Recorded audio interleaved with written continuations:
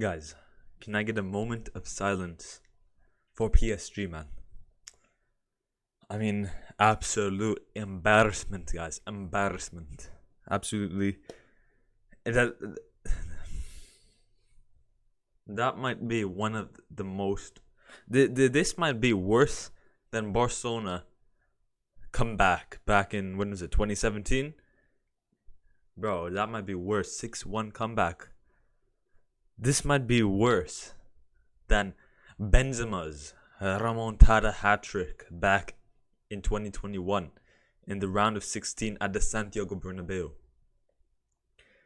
This might be worse than losing the Champions League final in 2020 against Bayern Munich in the final in the COVID season. This might be the worst thing possible to Paris Saint-Germain's history. Can we get a rip in the chat, guys? Can we get a rip, man? Embarrassment, shocking, shambolics, absolutely terrible, guys. So can we get a moment in rest where we have the shades on, guys? We're at the funeral of PSG's end of an era, end of a club, guys, because this club is a joke, an absolute joke, guys.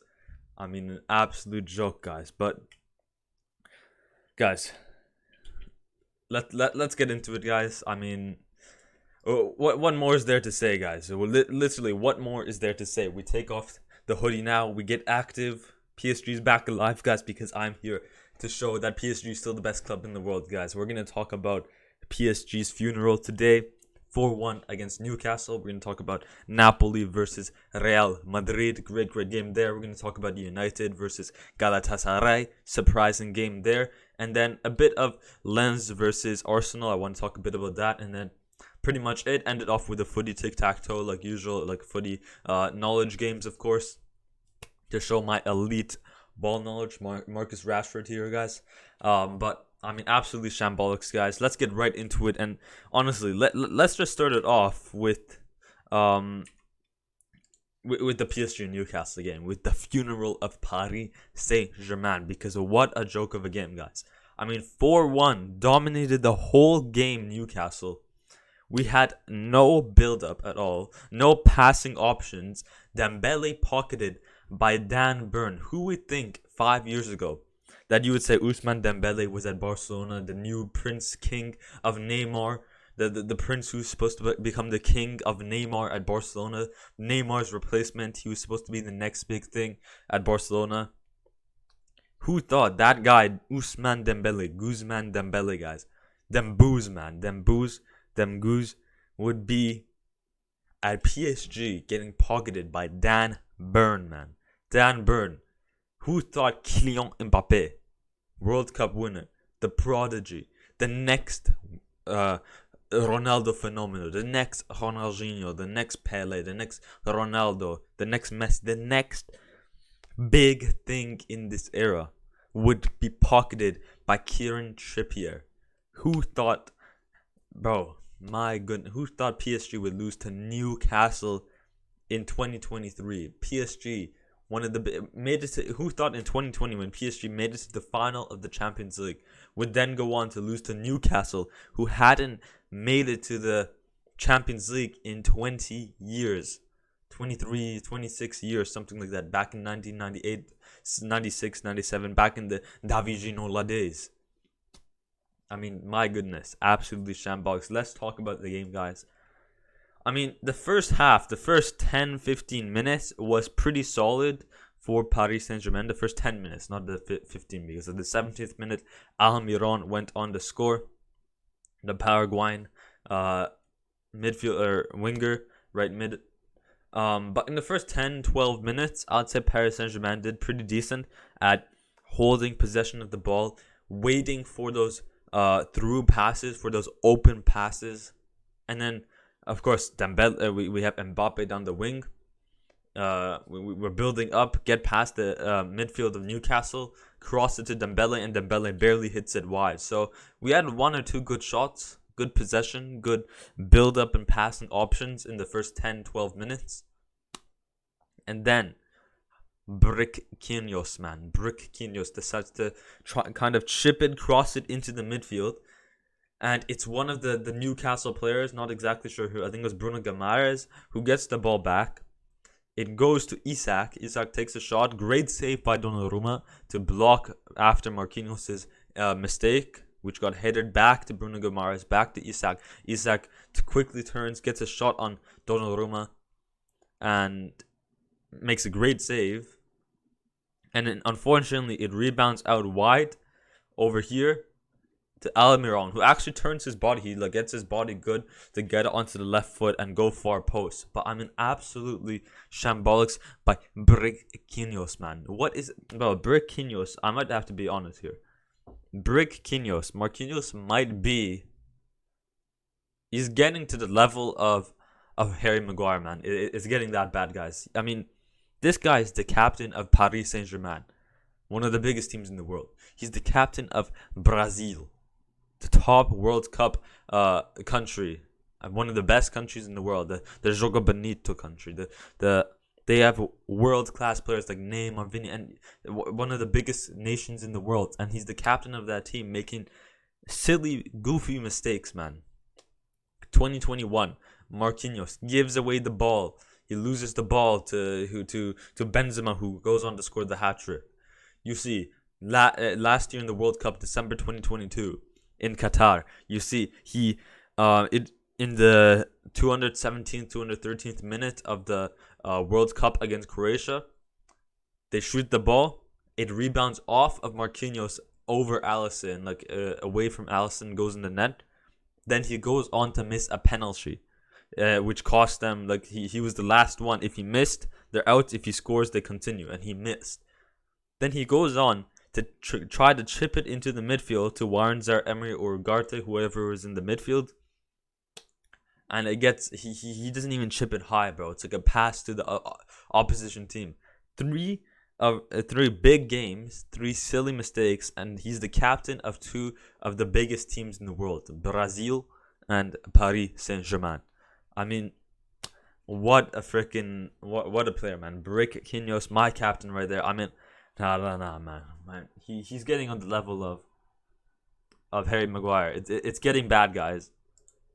It really is getting bad. But I mean, that is that. The whole backline was pretty decent. Was pretty sloppy as well. I feel like Hakimi could have had a better game. He was kind of pretty. He was kind of sloppy as well. Skriniar. I mean, Skriniar is always slow. I feel like he's solid, but I feel like just sometimes he's a bit slow with his reactions and his pace. His marking, like running back, tracking back. He's not like a Sergio Ramos. And then Lucas Hernandez, I think he's a great player. He's a captain. He's a leader. I have nothing with him. I think he had a pretty solid game. He was probably our best defender in that back line. And then the problem we had here is we're running a 4-2-4. We have Gonzalo Ramos, and Randall Colomoni as our strikers. Mbappe goes to the wide side on the left, where Kieran Trippier is, and Dembele is still on the right. 2 young midfielders who still don't have a lot of development. Manuel Ugarte and Warren Zaire-Emery, bro. 2 midfielders against a 5-back. Not a 5-back, but essentially Newcastle were running a 4-5-1 the whole game. You see Almiron, you see Longstaff, Bruno Guimaraes, and Sandro Tonali more centrally squished together, and Anthony Gordon and Miguel Almiron more on the wide sides, like a 4-5-1. And the problem with this is, 1, we have a 2 midfield setup blocked by 5 players. The whole game, I just see us waiting in the back line. Marquinhos is standing with the ball there for a good 5 seconds or 10 seconds in one of the moments in the game. And we're passing back. We're just playing all the way in the back, because Newcastle was just too good at marking our players. Not essentially marking our players, but marking the passing lanes. They were too tight together. There was no midfield for us. Even if we had... The problem was there was too many midfielders for Newcastle. They were too squished together, marking our players, marking our passing lanes in that midfield. So essentially, we had no midfield. even if there was room, like we have two midfielders who are underdeveloped as well. They're still young. They need experience. So there's still nothing, like not much in that midfield either. So that's one thing, is even if they were squished, like the midfield was just non-existent. Secondly, is like the press that Newcastle had on us, just we were so slow. We were too slow. The back line was just Kieran Trippier, well marked on Kylian Mbappe. Dan Burn, well marked on Ousmane Dembele. Kolumani Ramos, or like nothing bad about them to say, because they didn't even play. Essentially, I didn't even see them the whole game because they didn't touch the ball, because we couldn't kind of connect the back line to the midfield. There was no connection there, because the back line to the attack, because there was no connection there through the midfield, because the midfield was either being marked the whole game from the 5 other midfielders that Newcastle has, all squished together, marking the players, or marking the passing lanes. And even if there wasn't that, like, we have 2 underdeveloped young midfielders who, even if there was room, like I don't really expect much. So absolutely shambolics. I think we needed the 4-3-3. I don't know why Luis Enrique decided to switch up. We're using a 4-3-3, which has been working really well for us the past 2-3 games. We take a look at PSG, not Jersey, but we take a look at PSG the past few games. We take 4-1 against Marseille, 0-0 against Clermont-Foot. That was just a bad game. In terms of getting opportunities to score, we did good, but in terms of finishing, we were a bit unlucky. Against Borussia Dortmund, good game. Nice, unlucky game there. We continue looking over here. Lyon 4-1, Lens 3-1. So in terms of like 1, 2, 3, 4, 5, 6, in the last 6 games, we won 4 of them. We lost 1 of them, which is unlucky. And in the last one, we played good. We just couldn't finish. So essentially, we did really good in the last 5 of the 6 games with the 4-3-3 formation. We take a look over here. 3 back over here. Well, essentially, it runs as a 4-3-3 because Hakimi kind of drops back into that right back and then plays like a... and then Lucas, like the backline kind of shifts into a 4-3-3. We take a look against Borussia Dortmund. 4-3-3. Look at this. We take a look against Marseille. I think we ran a 3 back here. Yeah, but essentially, like Lucas Hernandez kind of like this kind of backline shifts, and Hakimi kind of drops here like a 4-3-3 yet again. We take a look against Nice. So let's take a look against OGC Nice. 4-3-3. We take a look against one more. We'll take a look at one more. The Lyon game. Oops. We take a look in this Lyon game. 4-3-3, man. 4-3-3 or 4-3-3, man. And we decide to switch to a 2 midfield setup. I mean, what is Luis Enrique thinking? A 2 midfield setup. 2 underdeveloped. Too many attackers, man. There's just too many attackers. And the thing with these attackers is there's no press in this attack. The problem I saw the whole game is there was just no passing lanes in that midfield. No way to connect the back line to the attack. And the only way to do that is through the midfield. When the entire game, Newcastle are running a 4-5-1 squished midfield, so we can't even like dribble through there. The midfield is marked. The attack is all marked as well, so fair play to them. Even if we got through the midfield, the attack is all marked. We are just trying to send over the top through balls to Mbappe, try to make a run in behind, or to Dembele. The midfield, as I said, too squished. Marked the players in the back and in the middle. They marked the passing lanes, so there was nothing much for us to do. Well played to Newcastle for excellent marking, man marking, like middle, dominated the midfield and the back line as well, to mark those players, not let them get past, not let the balls get into the back, into the attack.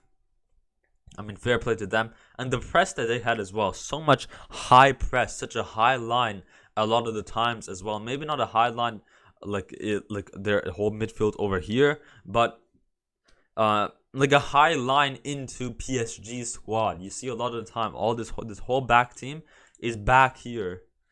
The midfield is over here, and it, like not a high line in the pitch, but a high line into PSG's team. A lot of the time, this whole attack, all these players here were non-existent, man, because they were all being marked behind this midfield, all behind this midfield being marked. So then you see like 6 players against 4 of PSG's backline players, and that because of the press, the high pressure, the press they had. Isak, Almiron, Longstaff, Bruno Guimaraes, like all squished together in that midfield. No passing options. We just couldn't do anything, man. So fair play to them. Let's talk about the goals as well and how bad the goals were. We talked about the first goal, Marquinhos letting it go. Second one, it was a free kick for Newcastle. Headed in. Now, not headed in, but crossed in. Now, when this cross went in, it went over here, headed in, like back. Donnarumma saves, goes out wide here. Tries to go near post, another save by Donnarumma, goes back and then kind of goes over. He like does a cross chip over. Dan Burn headers it in. Donnarumma tries to save it, but it went over the line. So even in Donnarumma hit it out, it was already over the line, well into the net. So absolutely shambolics here. Donnarumma like it goes here, headers to Donnarumma, save out here, another save by Donnarumma, cross in, and then goes in. So first of all, almost offside. I thought like it took 10 minutes for them to not 10 minutes, like almost like 8 minutes at least, for them to make a decision on whether this pass, the rebound over here, was offside or not. And I mean, maybe it was very close, but I mean, I thought it was personally, I was like, I already knew that wasn't offside. But it's just the fact that it took 10 minutes to make a decision of offside over here, but they took 1 second to make a clear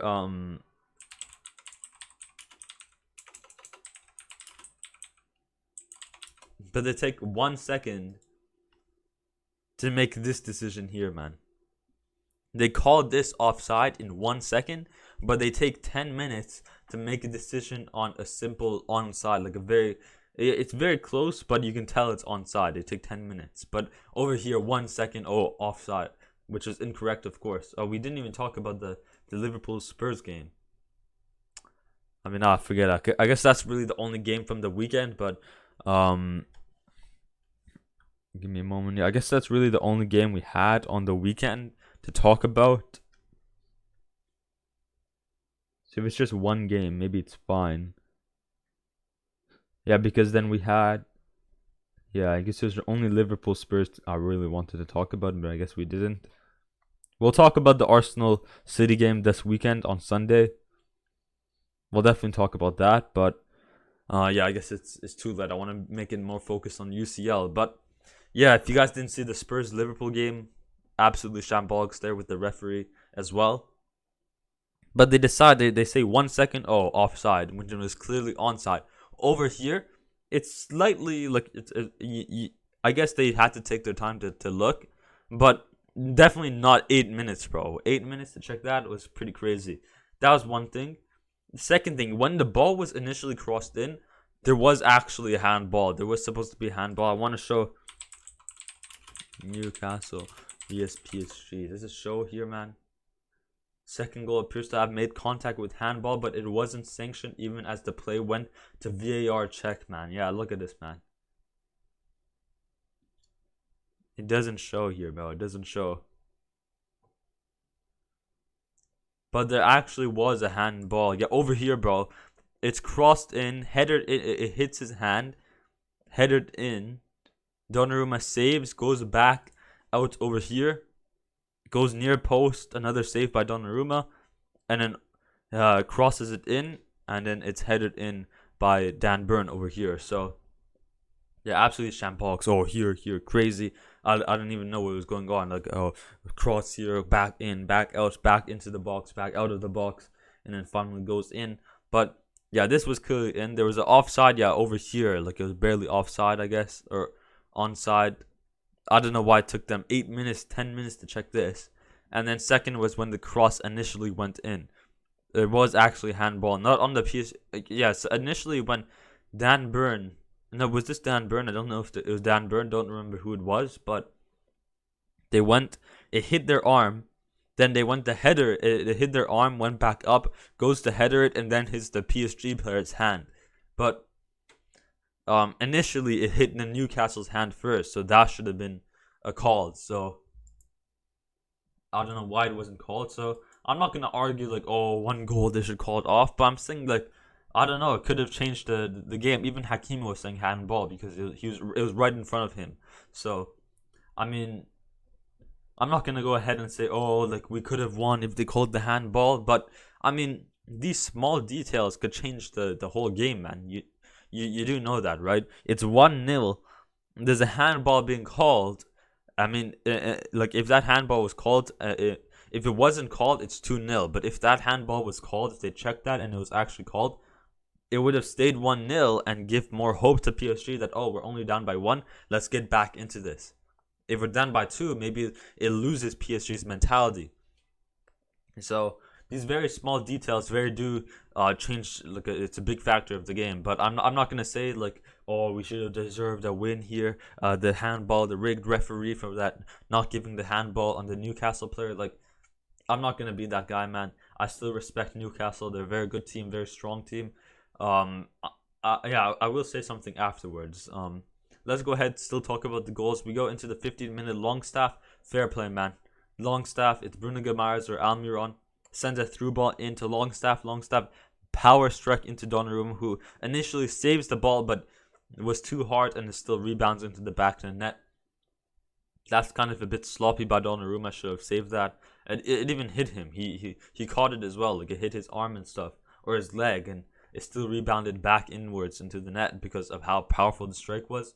But I feel like he should have saved that. And then we go on to the 56th minute where I think it was Warren Zaire-Emery who chips it over the back line to Lucas Hernandez, and then he just gets a small header in past Nick Pope.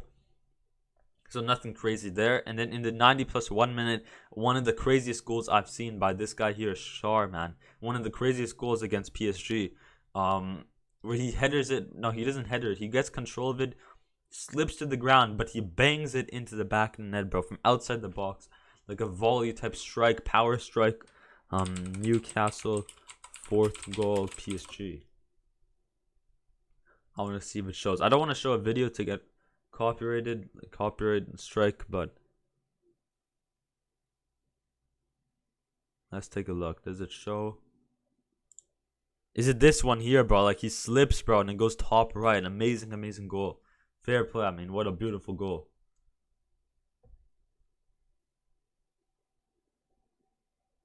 Yeah, fair play, bro. That was bro. I don't know why this one is, but is this the Almiron, bro? What the heck is that, man? Newcastle last goal against PSG. It's gonna show. No, it doesn't really show it. Yeah, it's just this one. You can even tell from outside the box, he kind of slips onto the ground with his left foot. Top post. You can even see that goes in. So amazing banger goal. Absolute screamer of a goal. But, I mean, my goodness, guys. Absolutely shambolic by PSG. No midfield, no attack being marked the whole game.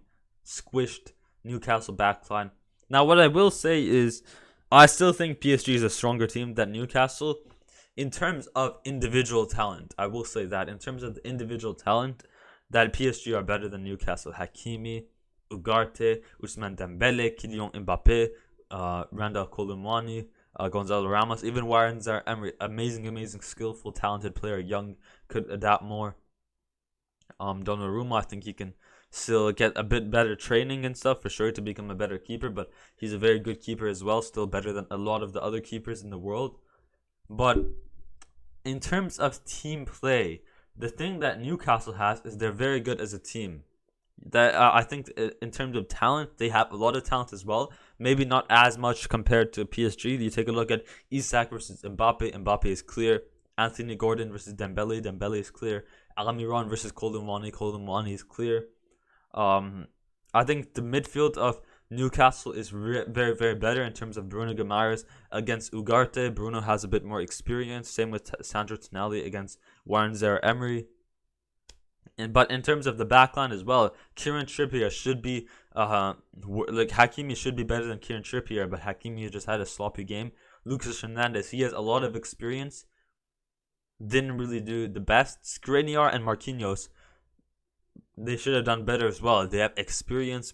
Marquinhos, a captain for Brazil, and captain for PSG, he should be one of the best center backs for the team and one of the best players of the team. And wasn't Skriniar made it to the UCL final with Inter Milan? He's a bit slow and stuff. And then Newcastle's back line was solid, man. Of course, Martin Gonzalo Ramos and Randall Colomwani. So in terms of individual talent, PSG are clear of that. In terms of team play, I think that's the thing that PSG have been lacking the past few seasons. Back in the day with Zlatan, Bless Matuidi, Rabiot, Cavani. Back in those days with Paredes as well, Verratti, young Verratti, Gigi Buffon. Back in those days, man, we had team chemistry there. We had passion, team chemistry. Nowadays, it's just let's go splurge on the best player in the world. Let's go splurge on this player, individual talent. But there's no connection, there's no chemistry between the team, man. At least in this game. Maybe in some of the previous games against the Marseille game, there was a bit more chemistry. But at the same time, that was also maybe because we had more passing options. I think over here, there wasn't enough passing options, so it doesn't look like we're much of a team. It just looks like we're individual, big world-class players who don't know how to play together. That's what it looks like here because we didn't have any passing options. So that is what I do want to know. In terms of individual talent, in terms of individual players, PSG are clear of Newcastle. In terms of the team chemistry, that led Newcastle to win. They know how to play together. My bad, I hit the mic. I was too close to the mic. But in terms of the way that the team chemistry, the team build up, the way that the team tactics, and strategy plays out, Newcastle are definitely better at that. They know how to play together, know where to be. They read each other really well. So, I mean, fair play to Newcastle in terms of team play. Newcastle, I think that was really the main factor. I think if PSG had a bit more team play and kind of had a way to counter Newcastle's squished midfield and stuff, we could have done better. But we just have too much individual talent. We need more team chemistry like Newcastle, like Real Madrid. So that is that, guys. Yeah, we go back over here as well, guys, and we do a bit of this. RIP. One more rip, guys. One more rest in peace. One more moment of silence for Paris Saint-Germain. Okay, yeah, that is that, guys. End of PSG's funeral. That was PSG's funeral, guys. Absolutely shambolics. Scheiße, man. Scheiße. Let's go on to the Real Madrid-Napoli game. Amazing game, guys. Both sides did really good. This was probably one of my favorite games this week. In the first half, in the first 10-20 minutes, I think Napoli really put a good challenge on against Real Madrid, which I didn't really expect. I felt like it should have been... I mean, I did expect a bit of a challenging game for Madrid, but I didn't expect Napoli to put this much pressure in the attacking half against Madrid. The first goal for Napoli was a cross in, header in. Kepa, of course, man, so bad. I mean, he did have some pretty good saves this game for sure, but there were some moments he did really good. But overall, man, I don't know why they get Kepa, man. David De Gea, clear. He's still a free agent, man. Go ahead, get him, man. I don't know how any team hasn't signed him. Al Nassr, Inter Miami, even Sevilla, bro. They lost Bonu. He went to, I think, Al Hilal. Yeah, I think he went to Al Hilal. And now they don't even have a good keeper, man. They got Sergio Ramos linking with his Spanish teammate David De Gea, man. Why not? Why not, man? Sevilla, man. Sevilla, Inter Miami. Al Nassr with Ronaldo, back in Ronaldo. That'd be pretty sick at Al Nassr with Ronaldo and Alex Telles would be pretty sick. But and Laporte as well. See, they got United and Spanish chemistry there as well, so he fits in perfectly. So why not? But But yeah, unlucky, yeah, and then they go ahead and get Kepa, man. He's pretty decent. I feel like sometimes a bit sloppy here and there, but I mean, yeah, he had some good saves. Header in by Napoli on the first goal. And then man, Real Madrid, bro. I just want to talk. I don't really want to talk about the goals. Maybe the first two goals by Vinicius and Jude Bellingham, I'll talk about, and also that own goal. But I kind of want to talk. I don't really want to talk about Napoli. I want to talk about Madrid in the terms of the way they play. This left-hand side by Madrid, Camavinga, Jude Bellingham coming into this left side, and Vinny. This triangle here, Cruz kind of going more over here into the midfield, switching. Excuse me, guys. But yeah, this like link up here. Vinny go out wide over here. Jude Bellingham coming into the left side, and then Camavinga. I mean, what an attack here, bro. What a link up here, bro. Camavinga, he runs up, makes a run, dribble through, pass to Jude Bellingham. Jude Bellingham, honestly, as well. I think not as a striker, he's not as good, but I think over here, what are they running? A 4-3-1-2, like a cam center mid type player. Is a very, very good player because he drops back a lot, is one thing. But when Madrid are defending, they're playing like a 4-3-1-2. Rodrigo, Vinny more narrow into the midfield, into the middle, like centrally. Jude Bellingham dropping back to help the defense, of course. But when it goes into the attack, what you see a lot of the time is Vinny go out wide, Rodrigo go out wide sometimes, and then Jude Bellingham kind of making those runs like a number 9 through the midfield, like a Zizou, a prime Zizou. And my goodness, this guy is literally like a prime Zizou. We see one time, the first goal by Vinicius Jr., there's pressure on Di Lorenzo in this corner. He tried to pass it into the middle. I think it was to Lobotka or to this center back here. And Jude Bellingham, man, he goes in for the aggression. He goes in for the interception, stretches his legs, intercepts the ball. Great interception by Jude Bellingham. Passes it to Vinicius Jr. And my goodness, man, if this was 2-3 years ago, Vinicius is missing this. But amazing, composed, soft shot around the keeper, far post. And it goes in for Vinicius Jr. So, very good interception and defensive awareness by Jude Bellingham. And a very good composed shot by Vinicius Jr., who's been an amazing player the past 2 seasons. If this was 3-4 seasons ago, I guarantee he would have missed that, because this is the type of shots that Vinicius was known for missing. Now he's so composed, so calm, great shooting and dribbling, of course. I mean, what a shot by him. And then, as I said, what an interception by Jude Bellingham, who's big. The presence, I'm telling you, the presence is so very similar to Zizou, where he stretches to get the ball. He's hungry for the ball, and makes those number 9 runs into the back line, like a center forward type, like Zizou as well. I'm telling you, man, exactly like the Zizou. The presence, the physical, the passing, the dribbling on the ball.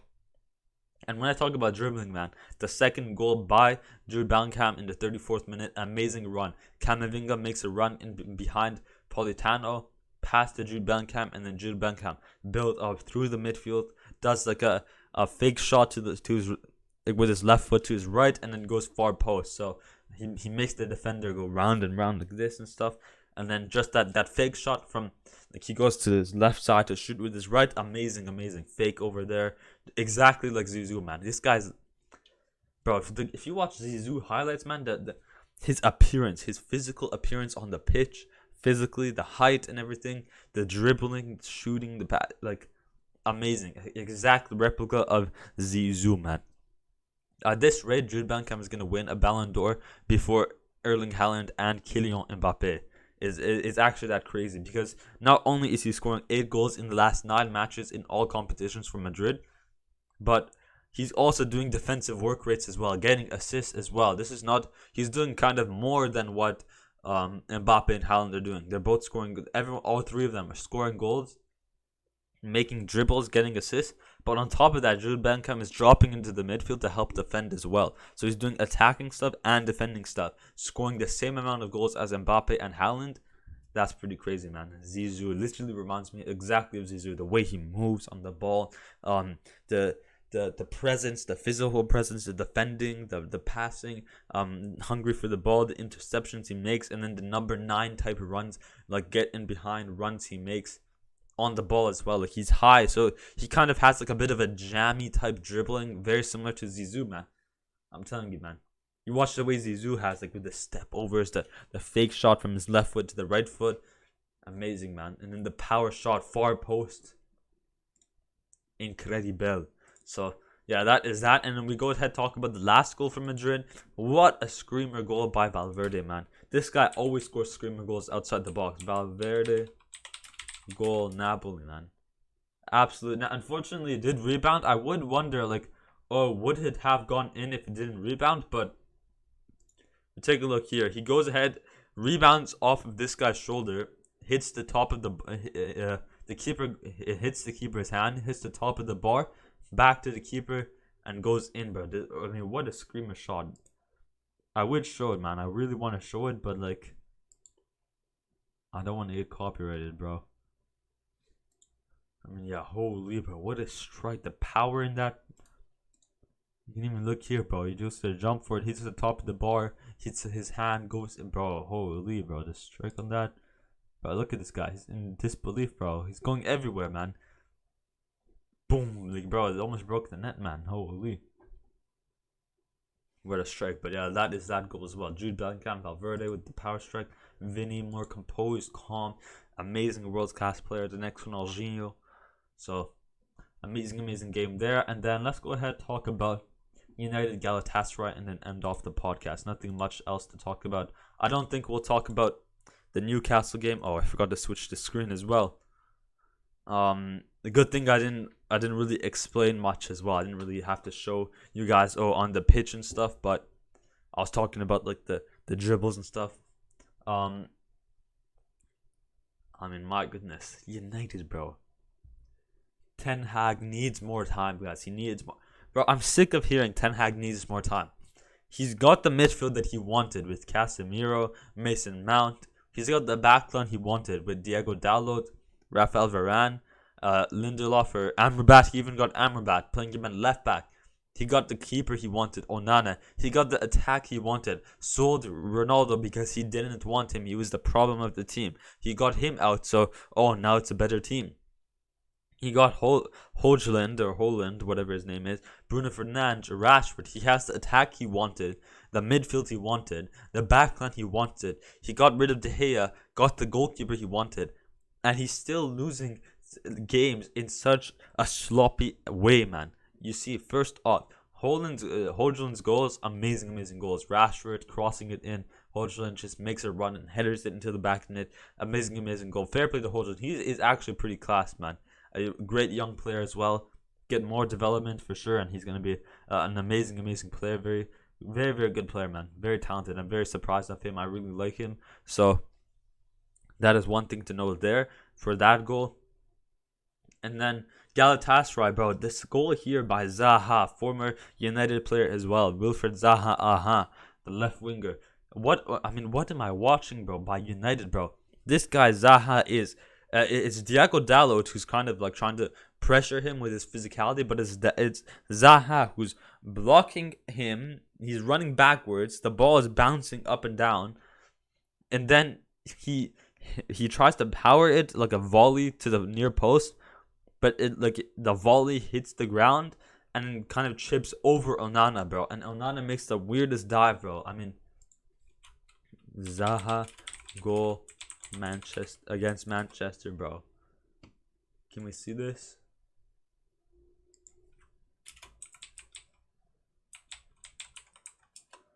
I mean, what am I watching? Sloppy defending, first of all. Sloppy is defending. This guy's just, like, jammy backwards. He has his physical, like, trying to get his body, like, away, he's trying to defend the ball, essentially. Like, he's using his physicality to stop Diego Dalot from getting in front of him and getting the ball. Doesn't show the goal.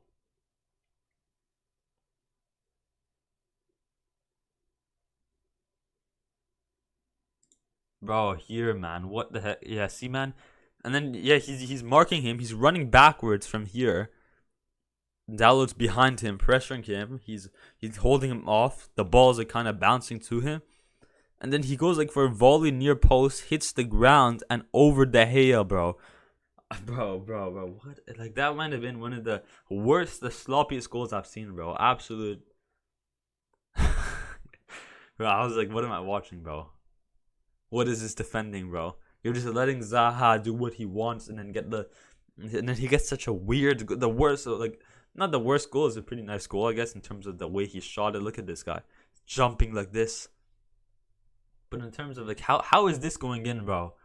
Oh, Nana, bro. What? Oh, my goodness, man. I was in disbelief when I saw that goal. I was like, what is this defending? What is this absolute jam? This physical? What is this jam? What is this goal where he tries to go for a volley, hits the ground, and rebounds? It does like a chip over Onana. Onana is going like this. He's jumping backwards into the goalpost, bro, hurting himself, bro. Like, my goodness. What the heck am I saying? And then, yeah, I don't really know what this goal was. And then we see over here in the 77th minute, one of the worst red cards I've ever seen, which was not actually Casemiro's fault. It was Onana's fault. Onana has the ball in the back, tries to pass it into the midfield to Casemiro, but it's intercepted by one of the Galatasaray players. Gets the ball, makes a run, and Casemiro just comes in, slide tackling him, gets a second yellow. That's 2 yellows, equals a red card, and he's out. I mean, Onana, bro, Onana's like the Maguire of goalkeepers, literally, man. And then we go on to see Icardi miss another penalty, bro. Last week he missed a penalty. They did the Luis Suarez Messi penalty where they pass it to the left and then tried to like he passes it to the left here. He takes the penalty, but he passes to the left, makes a run and tries to go, but he missed the whole net, bro. We go ahead here. We see Icardi miss again, but then in the 81st minute he makes it up. I think it was Amrabat who tries to chip it into the midfield. And then it's one of the Galatasaray players who gets the header back on it. Somehow the header was powerful enough to get through the whole midfield, the hole in between the back line where Icardi was onside as well. Icardi 1-on-1 chips Onana. He literally chips Onana.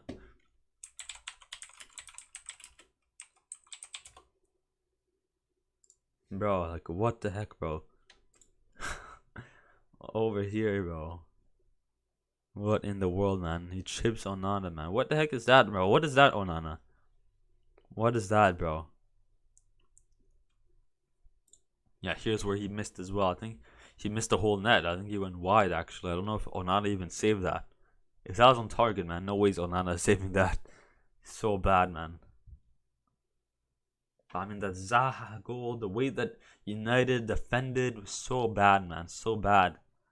But in terms of the attack, United were pretty decent, I will be honest. In terms of the way they attacked 16 shots against 14, 5 shots on target against 4. Fair play to United's attack. Very good with Rashford, Hodgson, Bruno Fernandes. But in terms of the way they defend, holy, that was the worst defending I've ever seen. But yeah, 40 minutes. I think we're going to go off and end it, the episode there. Not the episode. We're going to go end the footy talks. We're going to go ahead and do a footy knowledge, show my football IQ.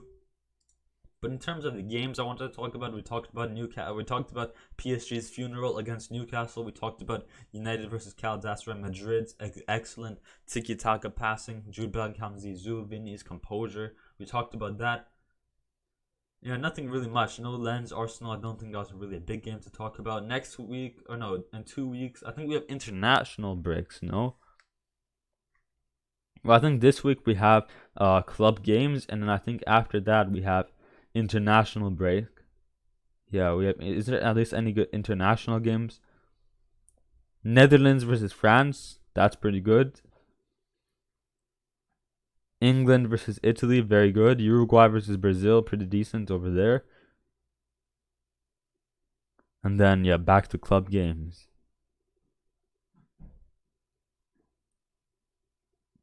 Okay.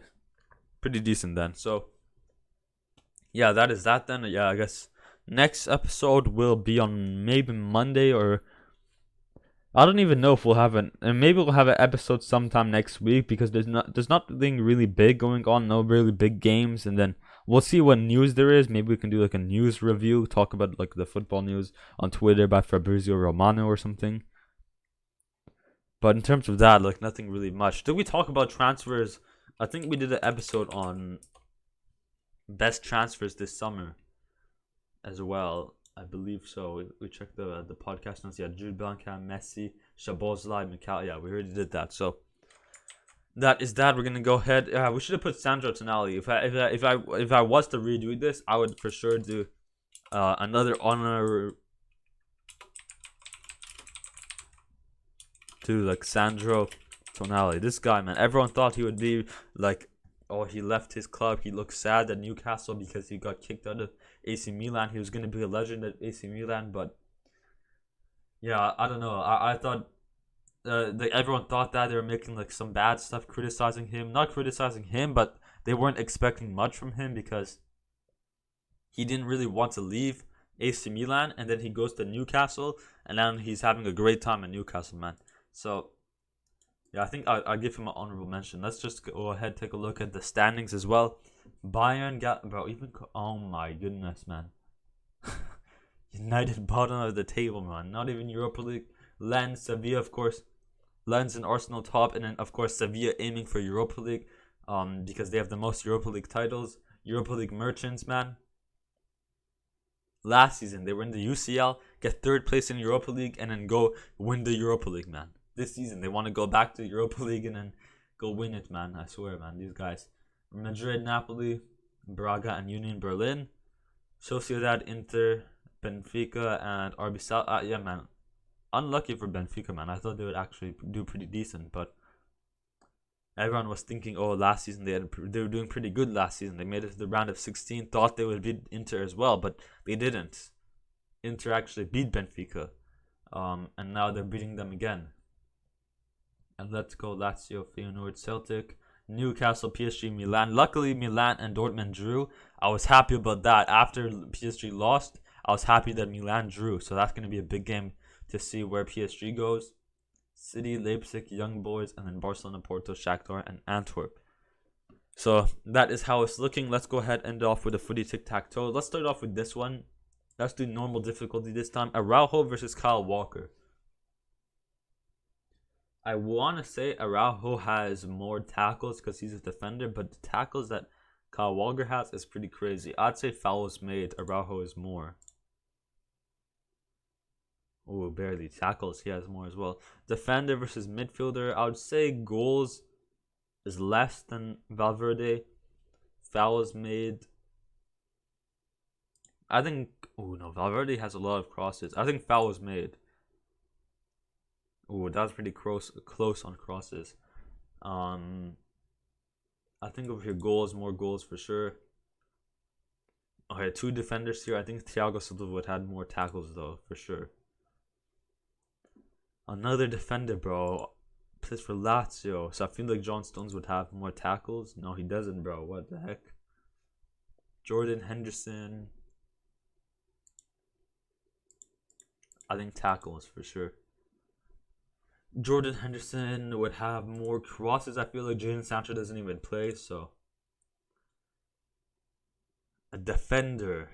I think this Sancho has to have more goals than a defender, man. Let's go, nice.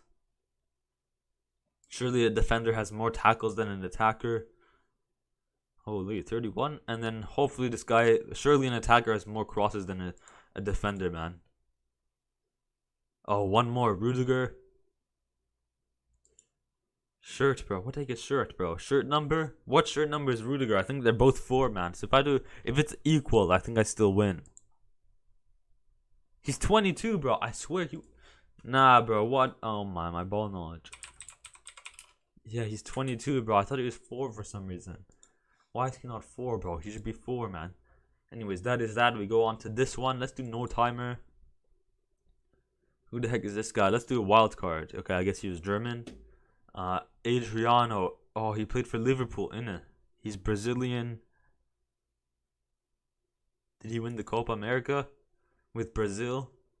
He was Liverpool's backup goalkeeper, I believe. Benjamin Pavard plays for Bayern Munich. He played for Bayern Munich. Bro, this guy sounds like a Moroccan name or something. Ibanez. I think he plays for Lazio. No, I swear he played for Lazio. Hakimi for there. Harry Maguire with Leicester. Olivier Giroud with AC Milan. Wesley Fofana with, I don't know, nothing, I guess. I don't know. Let's just do Euros. Mazraoui. He is Moroccan, so what am I supposed to put him with? Unless he played for a club, I don't know. Antonio Silva. It's like a Portuguese type. No, it isn't. Alexis McAllister, Euros. Damn, he didn't play in the Euros. Tim Cahill. Did he play for... I don't think Cahill played for Spurs. But who the heck is this guy, man? And who the heck is this guy? Ivan Rakitic, man. What the heck? Look, see, what am I supposed to put it on over here? Anguissa, bro. Cameroonian for Napoli's midfield. Dominic Szoboszlai. Like, see, what am I supposed to do here? If it doesn't work on the board, what am I supposed to put it on? Arjen Robben. Zaccagnini, bro. That sounds like an Italian player, so I'll put it here. Ciro Immobile. Italian goal scorer. Pedro Neto. Where does he play? I think he plays at Wolves, innit? Brazilian. So I don't know. It feels like he played for Ben White for Arsenal, but doesn't really fit anything here. Radamel Falcao for FC Porto. Adama Traore. Like, see, what am I supposed to do here for Adama Traore? Michael Carrick, bro. I don't know. Ousmane Dembele. De Rossi. Like, I don't know, like an Argentinian type name. Luka Jovic, bro. He's not. He didn't, bro. Like, see, the only problem with this game is sometimes they don't help at all. Like, they don't fit any of them on the board. So it doesn't really make sense. There should be like an automatic skip button. And then we ended off with a footy tic tac toe. Let's do 3 minutes. Okay, PSG Croatia. Oh my goodness. PSG Belgium. We'll go Munier, currently at Borussia Dortmund. PSG Ajax. We're gonna go with what's his name? Zlatan. But is Zlatan? I don't think Zlatan played. Oh, yeah, he did play at Ajax. I was thinking, oh wait, maybe that's Luis Suarez. Okay, Barcelona. Yeah, we can even do Cruyff as well. Barcelona Belgium. And what the heck? Let's go Arsenal and Belgium. We'll go Trossard. Arsenal and Ajax will go Dennis Bergkamp. Arsenal Croatia. Barcelona Croatia. This Suker, bro. Now, I think Suker played for Madrid, but I guess he played for Arsenal as well.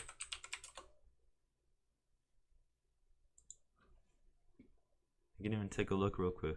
Yeah, he played for Real Madrid, not Barcelona, but I guess he played for Arsenal, which I did not know. But we're gonna try to think of another one because that was kind of a lucky guess. PSG Croatian, man. Who the heck is a PSG Croatian? This Croatian one is gonna kill me, bro. What the heck? And then Barcelona Belgian.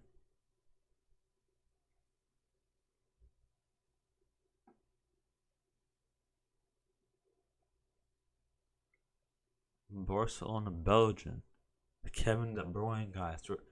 Yeah, no, unlucky. Is there like a Belgian player? Yeah, no, let's just search out PSG players from Croatia. Let's take a look. Yeah, no ways. I'm not getting those guys. Barcelona players from Croatia. Rakitic, bro. Freaking Rakitic. So then that counts. Arsenal players from Croatia.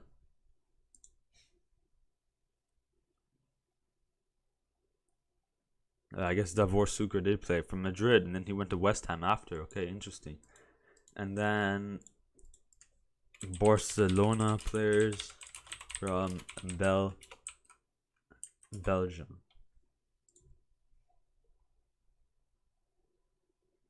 Yeah, no ways I'm getting those guys either. But yeah, that's gonna go off and end off the episode today, guys. If you guys enjoyed it, hit that like button, hit that subscribe button, and hit that bell. Yeah, end of an era for PSG. We went to their funeral against Newcastle 4-1. Madrid, Jude Bellingham, Zizou presence, a replica of Zizou's son, bro. I swear, man. Zizou's son. Zizou 2.0. And then Vinicius Jr. composure. We talked about the United sloppy defending. Good attack, but sloppy defending. Fair play by Galatasaray as well. They had a pretty good game, put the pressure on. And then ended off with a footy tic-tac-toe. Next episode sometime next week. Don't really have a plan because there's not really a certain date that we need to talk about the games, because there's only one good game on the weekend. So I'm hoping some big or like some good news we can talk about from Twitter by Fabrizio Romano. We can kind of elaborate on that. So maybe like Thursday or Wednesday next week we'll do another episode. But yeah, for now, hit that like button, hit that subscribe button, hit that bell. If you guys enjoyed today's episode, we'd really appreciate it. Thank you so much for the support. 34 views. Let's hope we can get 55 subscribers end of the year, end of November. Let's do end of November, 55 subscribers. But yeah, guys, that's gonna end the episode. Stay happy, stay positive, stay flow, and I'll see you later. See you guys. Au revoir.